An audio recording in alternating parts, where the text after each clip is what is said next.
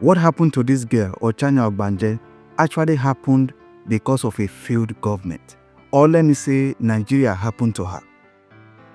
It is not just a sad story, it is a reflection of a failed system. This tragedy could have been prevented if the government had done their job. We wouldn't have been talking about this issue today if there was a functioning school in her community. The only school in that village was said to be abandoned for years, and nothing was ever done about it. But guess what? During elections, these same politicians will go to that same village, making empty promises. Somehow, ballot boxes will always find their way there. But once the elections are over, the village is forgotten again. What was her crime? She was only seeking for a better education outside her village. And remember, she was not the only child in that village. There are many children in that same village that wanted to go to school, but there is no school.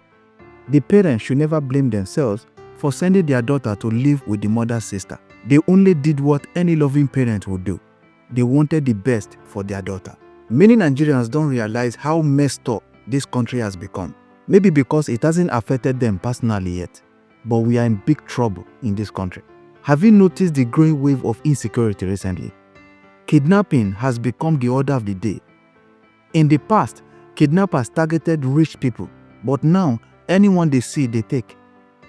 December is fast approaching, and people are scared to travel by road. In a country that claims to have a working government, between last week and this week alone, I've heard at least 5 kidnapping cases. And in every single one of them, the victims' families has to pay ransom. Not one was rescued by the police. In fact, there was one case where the ransom was paid, yet the person has still not been found.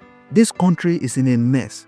And to make matters worse, the justice system has completely lost the people's trust. Just imagine something bad happens to you, and the only place to seek justice is the court. But because of how corrupt and unreliable the system has become, you will even be scared to take your case there. What could be worse than that?